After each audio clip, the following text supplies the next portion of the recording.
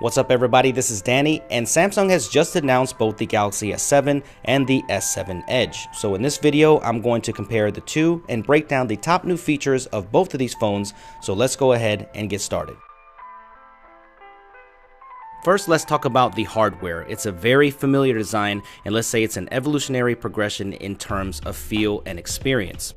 It's still glass on the front and back, but now it's covered by Gorilla Glass 5. It's a little thicker actually because it houses a larger battery on both of them, a 3000 mAh battery for the S7 and a 3600 mAh battery on the S7 Edge.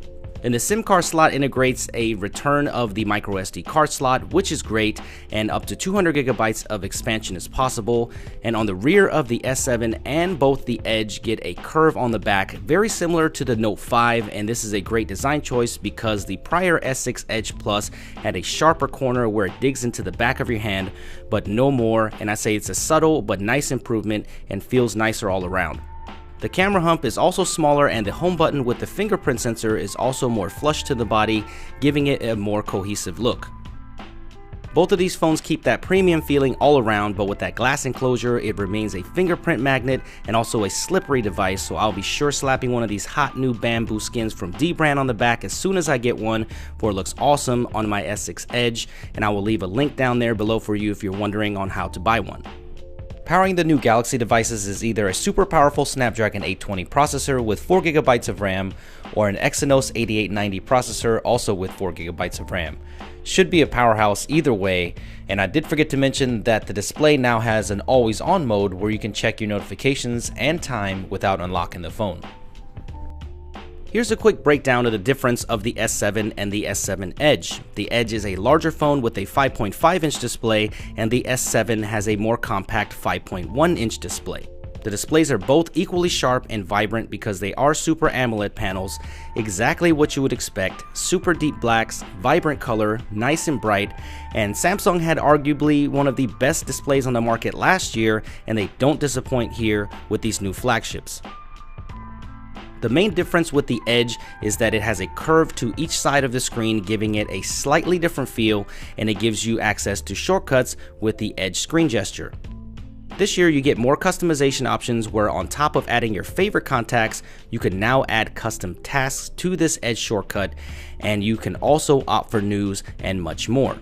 With third-party app developers able to access this feature, we could see a lot more features down the road, which would be nice.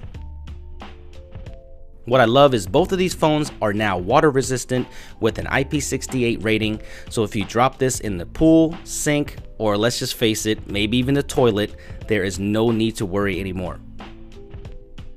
The most interesting upgrade in my opinion is the new camera this year. It is a brand new 12 megapixel camera, which is thought to be the elusive Sony IMX260 sensor with dual pixel focusing, which in my short time of testing is super fast. This is all combined with optical image stabilization and face detection autofocus, making this one of the most promising cameras this year so far. I love the fact that they chose a lower megapixel camera with an aperture of 1.7 to increase the size and the amount of pixels, which should equate to better low light performance and better images. You still have the same camera software from the last generation with some improvements, and the front-facing camera is 5 megapixel with a improved aperture of 1.7, and the shutter speed is incredible on both sides with a wicked fast burst mode. Manual camera mode is also here, and you can adjust everything to get that perfect shot, including now shutter speed, ISO, white balance, and manual focus. Unfortunately, not all of these features are available in video mode, which is kind of a bummer. You'll notice that the native aspect ratio has changed to 4:3, but you can choose a 16:9 option, but it will be cropped at 9.1 megapixels. Not a big deal whatsoever. These samples off this camera look great, so I will definitely test this out thoroughly in the full review, so stay tuned for that. To round things up, both of these phones come with built-in wireless charging, which is amazing, and I think more manufacturers should include this, for it's really convenient. Quick Charge 3.0 is also available, but Samsung decided to stay with the micro USB instead of the newer USB-C port, and there is that single speaker still. I was really hoping for some dual speakers or some other kind of arrangement. All around though, it's exactly what I expected from the new Samsung flagships. It's a more refined and evolutionary progression of the Galaxy phones. I can't wait to get them in for a full review, so let me know what you guys want to see in the comment section below. Make sure you smack that like button if you enjoyed this video, and let me know which one you like the best, the S7 or the S7 Edge. Subscribe for a lot more coverage and a lot more videos like this, and thank you for watching, guys. I will see you in the next video.